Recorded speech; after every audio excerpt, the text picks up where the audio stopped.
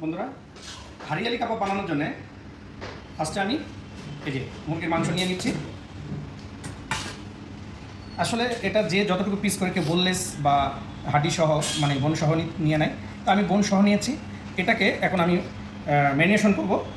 ফার্স্টে আমি দিয়ে দিচ্ছি লবণ পরিমাণ মতো, আদা রসুন বাটা আর লেবুর রস।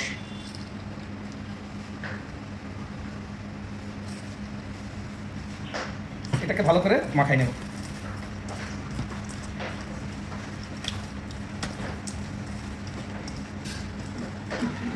এটাকে আমি এখন 20 থেকে 25 মিনিট মতন এটা রেখে দেবো। তারপর এর মধ্যে আমি মশলা দেবো। ফিরে আসলাম 20 থেকে 25 মিনিট পরে। এখন এখানে আমি দিয়ে দেবো পেস্ট আমি আগে বানিয়ে রেখেছি। কী পেস্ট বানিয়ে রেখেছি সেটা আমি দেখাবো।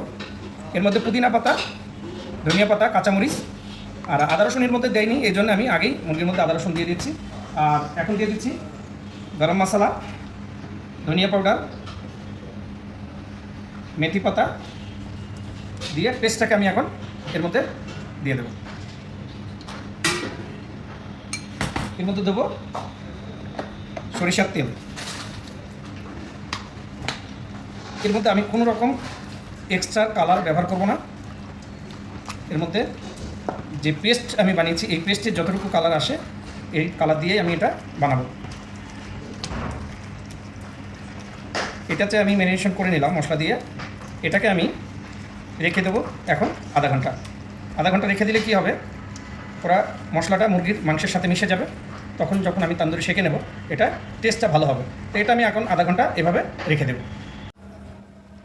এটা কালার ছাড়াই কিন্তু অনেক সুন্দর একটা কালার এসছে। এটা আমি কালার ব্যবহার করি নাই।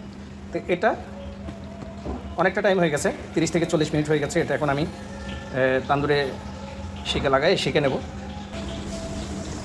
ভাইয়া কাবাবটা দেখলাম না, ঠিক আছে কিনা? পরে কিছু বলবো না, ঠিক আছে? দেখি শেফ তো আছে না? জি শেফ।